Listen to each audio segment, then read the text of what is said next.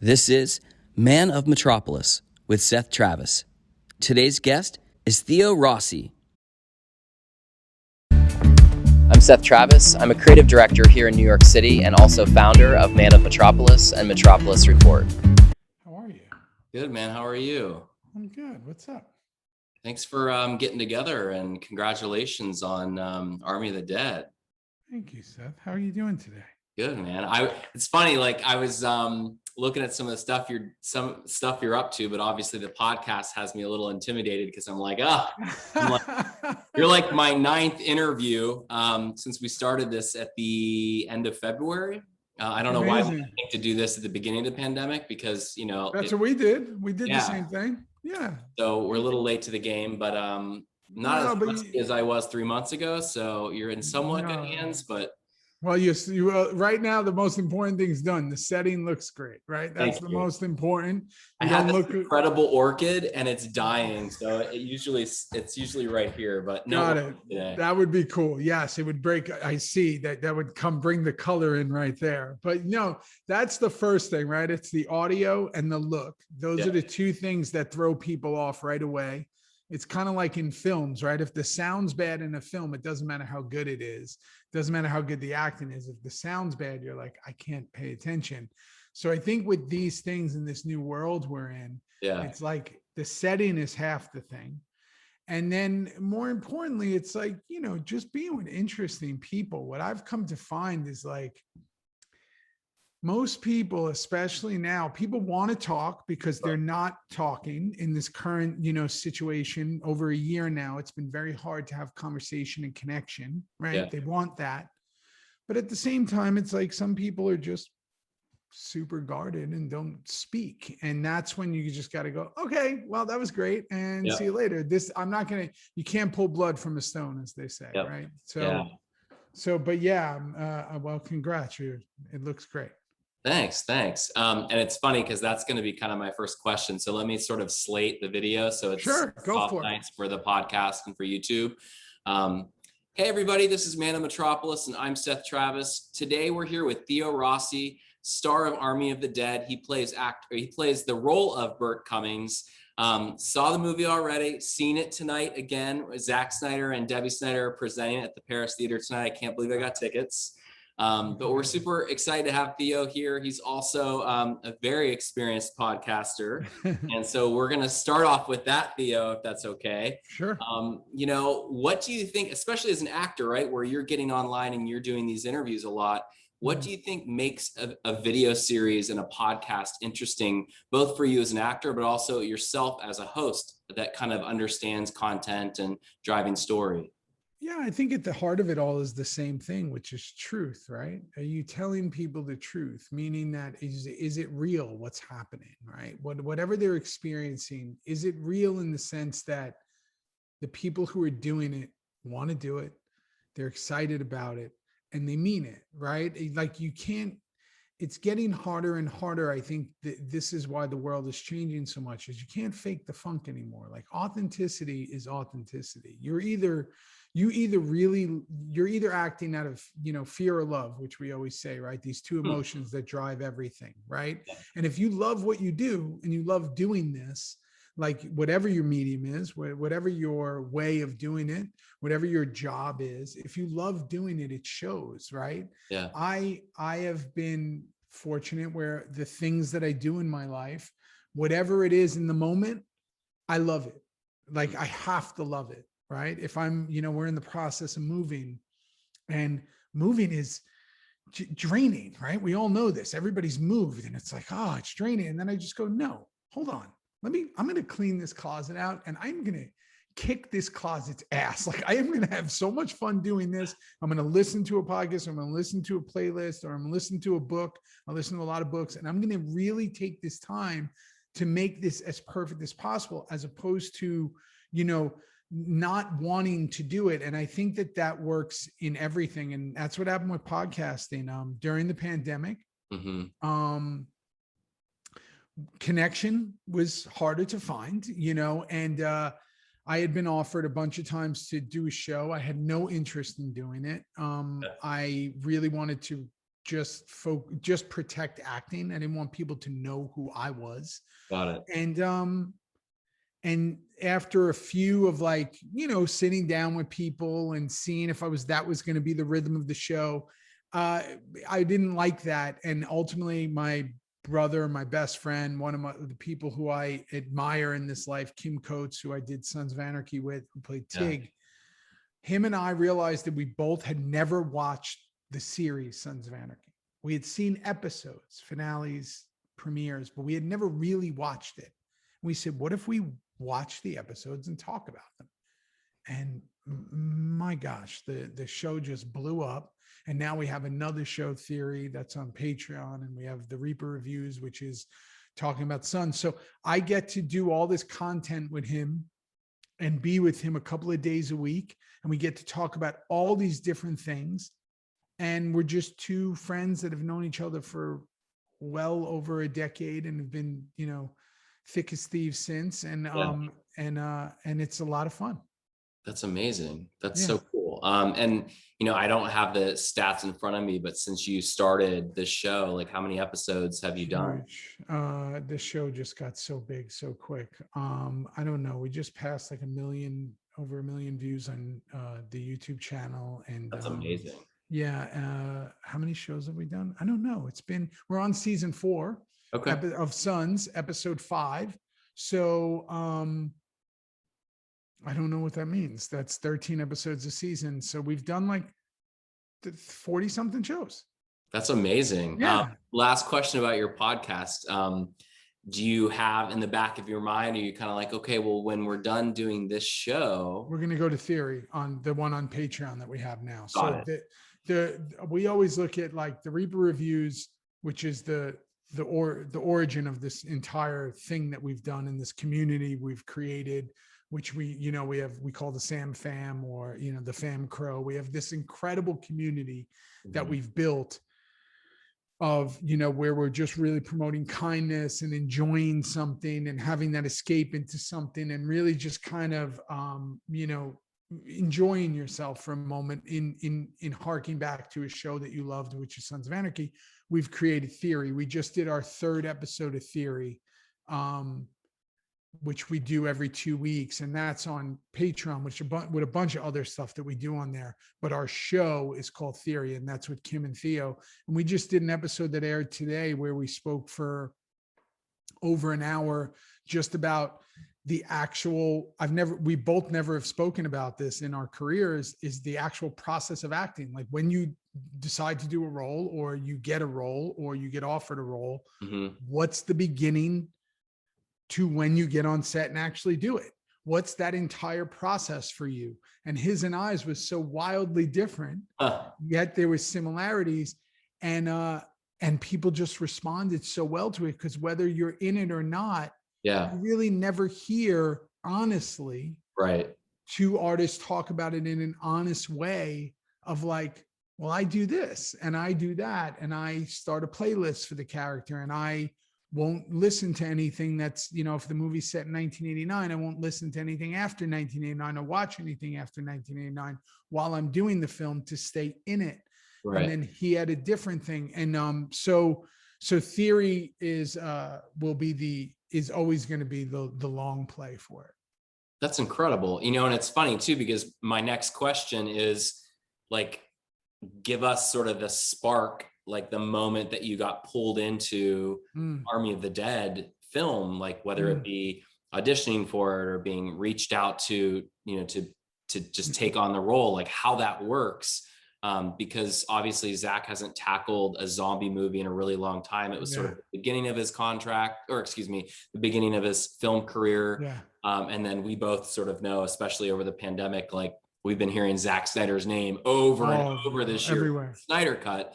Yeah. So, I mean, I would love to just kind of go back to that first day or phone call or text where even the name Army of the Dead was wild on your eyes. Yeah, it was wild. I've had a lot of I started as an extra in Hollywood. So I literally have been doing this, whatever it is, 22 years, and I started from, like I used to say, under the bottom, like literally, like I had to claw my way up to this in any way. And I'm still clawing every day. And so every single thing I do, I'm overly appreciative, and I'm also always looking at it from a different perspective. I was in New York doing press at the time because I think we were living in Austin. I think we had just moved to Austin, and I was in New York doing press, and I got a call, and they said, "Hey, there's this Zack Snyder movie," and I was like, "Say no more." And they were like, "We want you to jump on the phone with him," and I was like, "Okay, when?" And they're like, "Now," and I was like, "Now." And I have my kids with me, and we're literally, my kids are 5 and 3, so at the time they were babies, and we were, Yeah. my wife and I were running through Manhattan, and I said, "I got to go back to the hotel room," and I ran back to the hotel room. She stayed in the restaurant, and I spoke with Zach for over an hour. I don't think we mentioned the movie once. We were just talking about, when I lived in LA for 15 years, I had predominantly lived in the area he was living in. Okay. So we spoke about that and our local favorite places and this and that. And then like at the end, it was kind of like, yeah, so we should do this. And I was like, yeah, we should do this. And I was like, that's cool. And then I had gone to LA to film this other movie, like literally right after it. And my buddy Paps, who's the casting director, was like, "Hey, Zach just wants to, read this thing and this and that." And it was easy. And I went in and found out like an hour later, I got it. And, cut to 5 months of, we were filming in Atlantic City and New Mexico. And it worked out, everything. I think that, I said this all the time, that luck and timing is more important than a lot of things. But the movie that I was doing when I was there was American Skin, that just came out in January. And my buddy Omari Hardwick, we've known each other for 20 years, but we had never worked together. We were doing American Skin together. Yeah. And then I got Army of the Dead. And then while we were doing Army, like while I was in discussions on Army and going to Zach's house to do costume, and, we were taking photos of the characters and the way he was going to look. Yeah. Amari's name had come up, and I was like, "Oh, you got to do it." And cut to, we did 2 movies in a row. We did American Skin, and then we did Army together. And that was crazy for us because we are so close. Yeah. And, like we're like brothers, and to go from American Skin right to Army, and just to see it all, now coming out. Like I said, Skin came out in January, and this coming out now. It's just a wild process. And I got to see it on the theater like you're about to. I got to see, I watched it on my MacBook a while ago when I had gotten it, when I was in LA filming last month. But watching it on a computer and watching it on the big screen, we went Thursday night here in Austin, and I was like texting people because my wife hadn't seen it, but I was texting people from the theater going, "You have to see it in theater. Like it's a different thing." Or if you happen to have, one of my friends, if you happen to have one of these giant TVs or whatever, it's just one of those films that it knocks you out when you're like, because you had seen it already, right? I saw it last Thursday. Yeah. At Paris Theater, and I'm going again tonight. Oh, so you've never seen it on a small screen. You've only seen it on a big screen. Yeah. So I guess I'll stream it on Netflix when it comes out on the 21st or whatever. But and totally, it was my first experience. It was my first movie in 15 months. The last movie I saw in a movie theater was 1917 in Times Square. Mine was Onward with the kids on March 16th of last year. Wow. And I'm a big, and that's my escape. I'll go to movies alone. I'll go obviously with the kids, but we had that. So how long has that been? That's March, April, May. Same with you, 15 months. Yeah. And I got to tell you, I said this, I always record videos just for me that I'll never show anybody. But like I was running to the bathroom, like from the theater before it started. And I was like, "Oh, I just got to run to the bathroom." And I literally recorded a video saying, I forgot how much I missed movie theaters. Like I almost got like teary eyed because I have such a love for the process of going to the movies, the popcorn, the darkness of, going whatever. So it was wonderful. And I'm so glad that I got to see it like that. Yeah. And I mean, I don't want to, I don't want to spoil your character or the movie for anybody watching. Such a bad guy. Because I mean, this will obviously release out alongside of the summer issue, which Yeah. is coming out end of month or first week of June. Yeah. Timing wise, we're working Yeah. on that. But I don't know if you would call it nuts and bolts of filming a zombie movie, but obviously Zack does like a lot of green screen. There's some really incredible action sequences in here. Your character is pretty great on so many levels. And I'm not going to say anything because I feel like that's your place to know what I you're could allowed say. to say and not what not to say. Yeah. But talk to me a little bit more about like the character Bert and maybe how you developed him with Zack or with the team and with the costume design.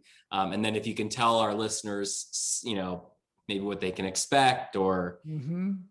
Yeah, I'm gonna mind my words of kind of what I say to keep the mystery there, but I'll say that he's so insecure. He's so like, he's that guy, right? Mhm. He's that guy that they like, he's the guy with the flashy yellow car and like the guy who he just wants to be something he's not. And he's at the same time one of the scariest things on the planet, which is abuse of power, right?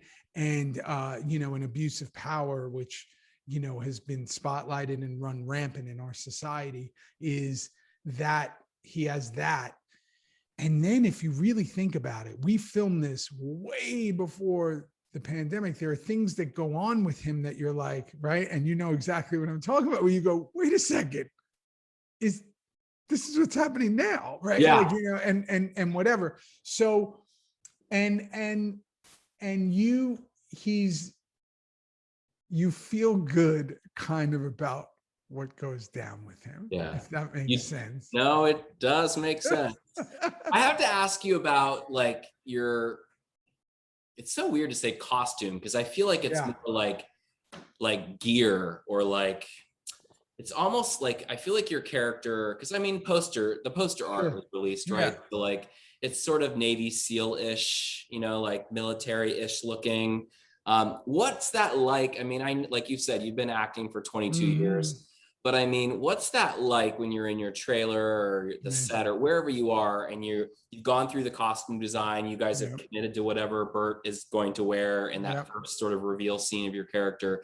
You like look in the mirror and you're in all your gear. I mean, I get it. You're a professional actor, but like guy, you love movies too. Like, are you like taking selfies and send them to your wife? Are you allowed to like? Sure. Yeah. I do. Yeah, of course. You listen, I'm a kid who's still pretty playing. Badass. Like, it is. And I'm that kid who's still playing with his action figures. Like I literally am like,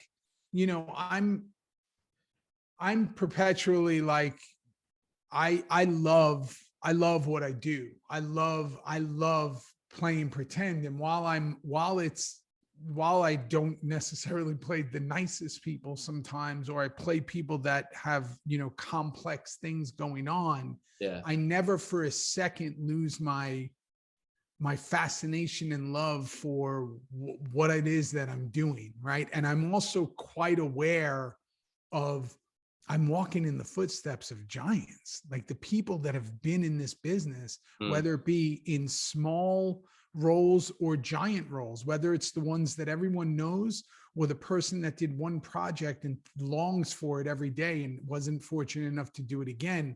I am very aware that I'm in a great, that I'm doing what I love. And I think that if you're doing what you love, there's that old saying, you don't work a day in your life.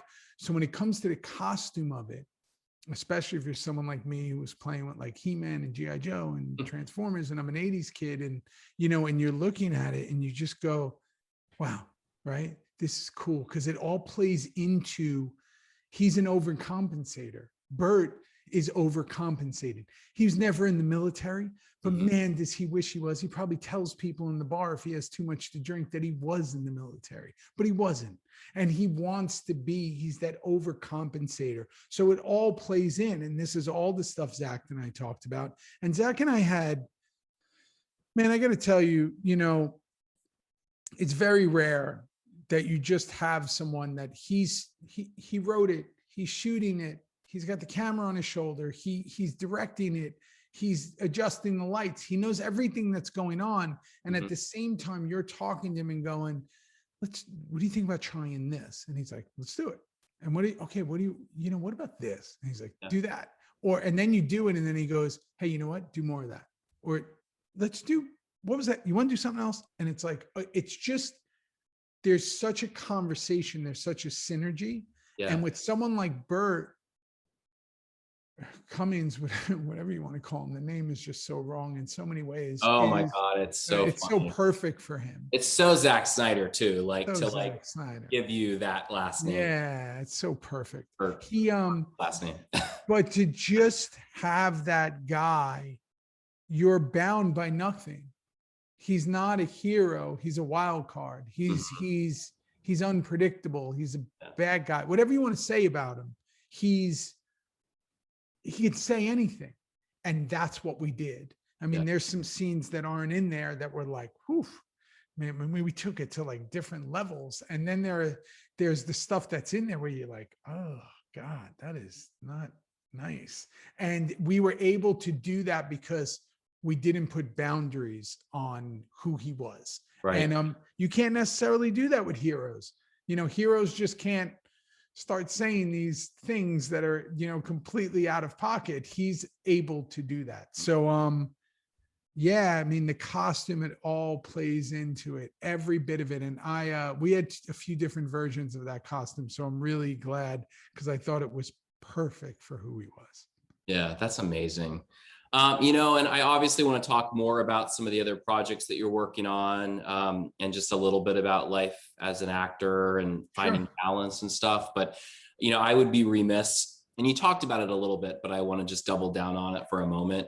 I'd be remiss to not just ask you, like, what do you want, like, the Twitter sphere and sort of the Forbes.com writers in the world to know about your experience with Zack as a director and being on set with him and creating with him? Because obviously since the release of the Snyder Cut, and then I think even today there was news of Warner Media kind of being moved underneath the Discovery brand and being kind of a new IPO at some point or another. But there's a lot online about Zack Snyder and how he's worked with studios, and even he and Debbie have talked a lot about the freedom they were given with this Netflix movie that you're in. And I just would love to kind of open up the mic for you to kind of, leave us with your take and your experience working with him.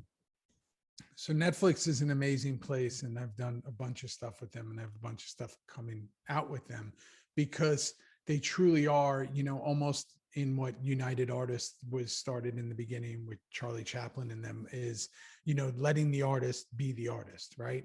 Zack is someone that is a true artist, right? And again, art is subjective. Whether you like it or not, that's your opinion, right? And with someone like Zack, you have to let Zack be Zack. You got to let him go, and you got to let him do it. It doesn't mean that everybody's going to love it. It doesn't mean that everybody, but the thing is that you're doing yourself a disservice if you don't let an artist be an artist. What we do, filmmaking and movies, is no different than if you leaned over a painter's shoulder and told a painter how to paint. Is he really painting? So the thing is that any artist is an artist. You can tell a dancer how to maybe choreograph a dance, but once they go, that's on them, right? And my thing is, in a business that has a lot of people from top to bottom, a lot of executives, a lot of ad people, a lot of this, there's just a lot going on.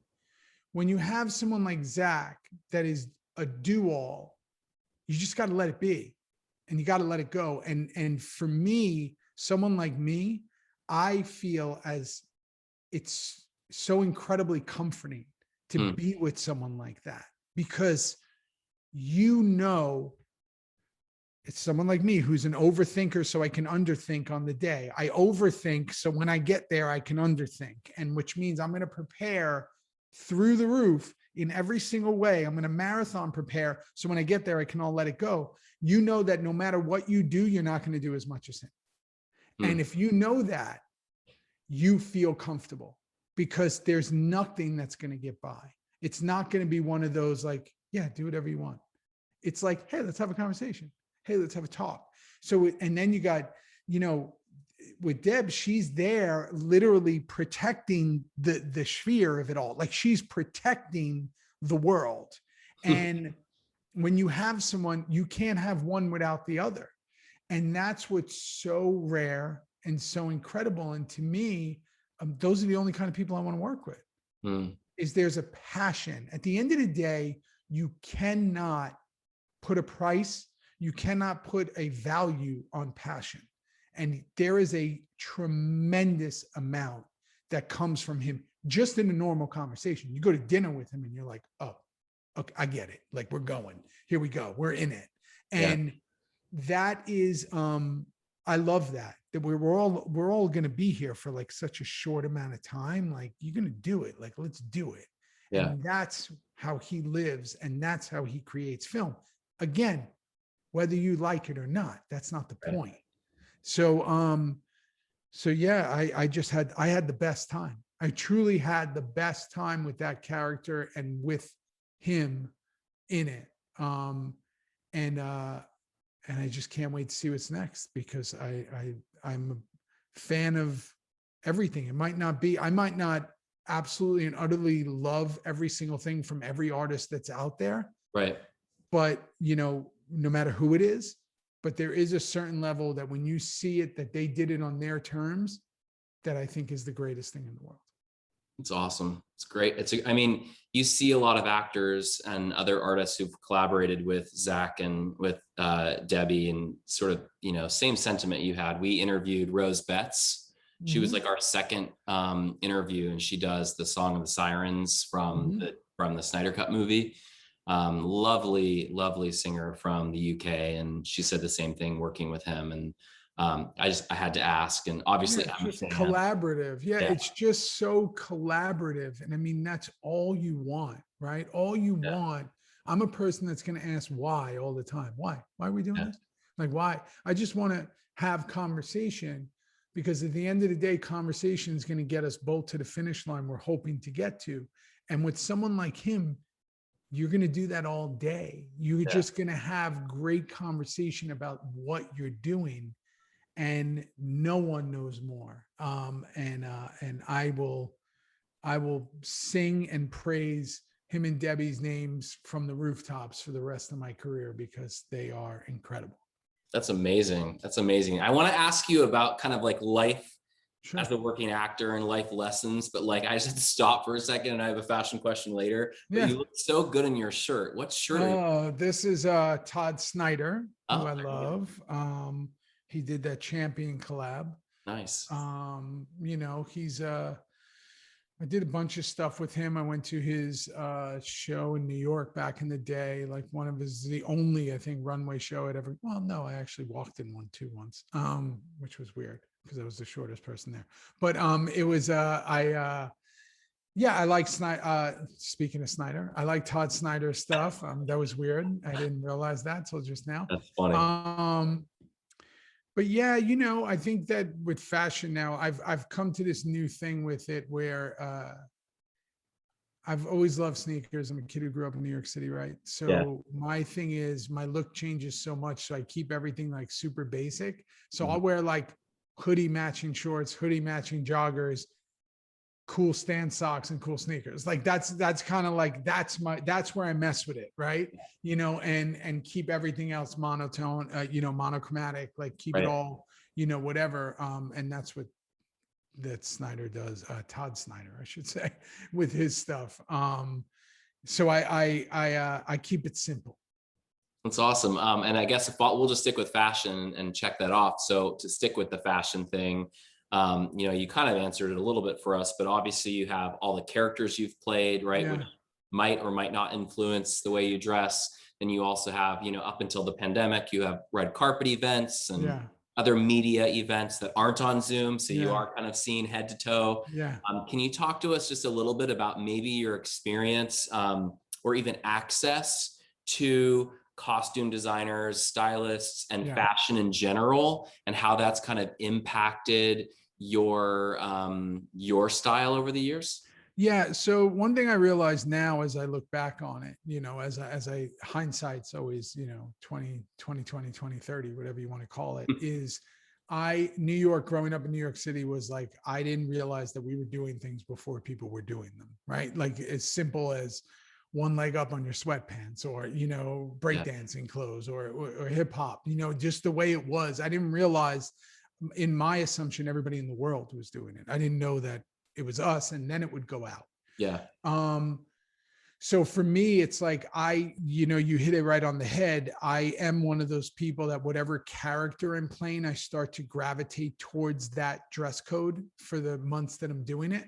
Yeah. So if I'm playing like a cowboy, like a kind of ranch, Texas guy, I might just wear jeans, tees, and boots, Red Wings, whatever. And then if I'm, when I was doing Luke Cage, I was in my bag of like full, Nike'd out, and, wearing like all just chill, kind of, jogger sets and certain ways of dressing. And then, it really, I have to, for me, my way of working, it's just me, is I have to adapt the way I am, from the music I listen to what I'm wearing. Sure.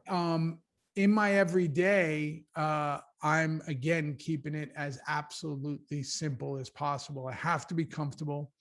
And I think that the world has kind of changed a little in the way we kind of navigate our clothing. I think that loudness has its place. It's not for me. The strength of loudness in my fashion will be with my buddy's company, Roots of Fight, like, whether it be the Ali stuff or, something that I'm wearing, he just did the whole new Shaolin line. But something like in that, I do like color. I'm trying to get more with that. I usually, I guess New York had me in the all black all the time, which is cool, but it's a little hot in Texas. So it's a little hard to do that. I love wearing all white. My wife laughs at me all the time. She's like, "What are you doing? Are you going to like P. Diddy's party? Like, what are you doing? You can't go walk the dog in like white." You'd fit well in Miami. You'd feel very good in Miami. I definitely would. And that's kind of how I'm doing it in that way. But definitely my fashion seems to gravitate towards the job I'm doing. That's awesome. Your closet must be amazing. It must just cool. be like sort of like a historical time capsule of your career too. So you should hold on to those pieces, and maybe someday you can have like a little mini museum or something. I would love, as your kids get older too, I'm sure they might be shopping in your closet. Oh yeah. And I think that, again, I think you can never go wrong with timeless, right? Like I'm not a big, like I'm wearing a Nike watch now just because I'm a runner, but like I have two watches, one's like a 1955 Rolex, I think it's 55, and one's a 78, a gold and a silver. And like those, that's it. And the only reason I have two of them is because I have two sons. They're going to have those. Those are timeless pieces that have been around forever, right? So to me, it's like, I look at everything as in, what's the longevity of this? I can look at stuff. I think I have a good eye to look at stuff and go, that's trendy. Like that's not going to be here next year, or that's not going to be. So I'm not going to get involved in that, and I'm going to skip that part. But I think that if you're trying to keep up with the trends, you don't really know who you are, because you're always trying to be someone else. So my thing is just simplicity in every key. That's the one thing that's never gone away, is simplicity. Got it. Well, and you're from New York. Of course you have taste. Yeah. Well, there are some people from New York who definitely don't. Fair. Well, so as we wrap up, I want to kind of talk about sort of your life and career as an actor. And I oftentimes ask, the people that we're interviewing, it's a little easier when you do it like over email or over phone, and it's not the video series, because it gives you guys time to think about it. So I'll tell you what the last question is now. So as we talk about sort of your career as an actor, you can think about that. We've got about 5 minutes left. I always ask to end our interviews words to live by. So we'll end with that. But before we do, my question to you about being an actor and being in the industry, and you talked about it, right? You said you started from the bottom, you were doing extra roles, and you kind of taken on edgy and gritty characters. I think, to speak to Burt Cummings, in Army of the Dead. But, if there's one sort of kernel of wisdom or something that you've really learned that maybe you even want to pass on to your sons along with the watches, what is that thing that this industry has taught you as an actor? Time waits for no one. Like you just don't have the time you think you do. Hmm. Like you have to go. You got to go. Whatever this thing is that's eating at you, good or bad, you have to go. Like you have to go for it and you have to do it. And just like I was saying on this last person we were speaking to, like you have to address whatever that feeling is in your head, good, bad, or indifferent. So if you really want to do something, like if you're like, I want to do this in my life, you better start the plan on how you're going to do it. And if you really want to do it, you're going to do it. Right. This is why while I do write lists and stuff, if things aren't that important and I don't get to it, was it really that important? Right. So the way I look at things like anything is I had to act. I had to be successful because there was nothing else. This was it. There was no plan B, right? Like this was what I was going to do no matter what. And I think that I had to explore every single aspect of it and be absolutely tenacious about it because it's what I wanted to do. Yeah. That's the same thing with everything I do. When I get up in the morning, I run every single day. Every day I run, I walk twice a day. I have to do it because I need it for me. If I don't do it, I don't feel right. So when I say you have to lean into, you have to get to know yourself. My thing that I tell my sons all the time is if I wish anything upon you, it's awareness. Be aware, not just of who you are, be aware of others, be aware of other people. The world does not revolve around you, but you are the world. You are everything. And it's everyone together here, right? I cannot act unless someone watches it. I cannot do my job unless I'm everyone else together that I'm working with. We're all doing our job. So we're all intrinsically linked. And I know that might sound like whatever, esoteric and, whatever it is to everyone. But the truth is, if you really sit back and just stop yourself for a second, that's exactly what it is.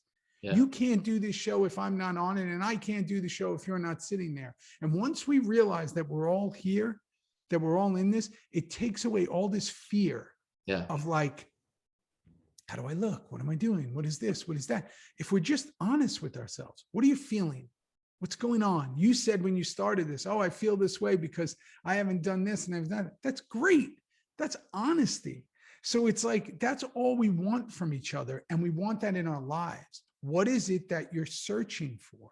What do you want to do? I hear a lot of people tell me, they're like, I want to be famous. And I go, that doesn't even make sense. For what? Yeah. For what do you want to be famous for? I don't know. I just want to be famous. No, you want the money that you think comes with the fame. Yeah. So why don't you just say you want to be rich?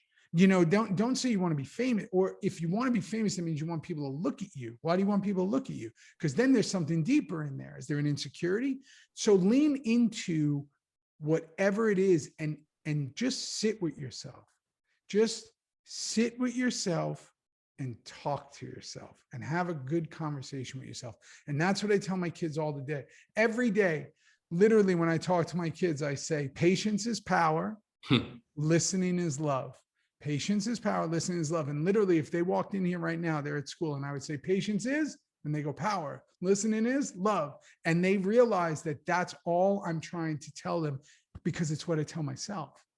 That's amazing. So, that's great. I think that's your words to live by. That, listen, it just started and it's something that with having two sons who are wild, they're like the wildlings from Game of Thrones. Like, they're completely insane and I love it. And that's kind of our thing. And again, I just wish awareness upon everyone that if they just were more aware of themselves and everyone else around, maybe they just wouldn't be running in mud so much. Like, it's just sit for a second. I'm Seth Travis. I'm a creative director here in New York City and also founder of Man of Metropolis and Metropolis Report. I'd like to thank today's guest, Theo Rossi, starring in the new film Army of the Dead by Zack Snyder, now streaming on Netflix.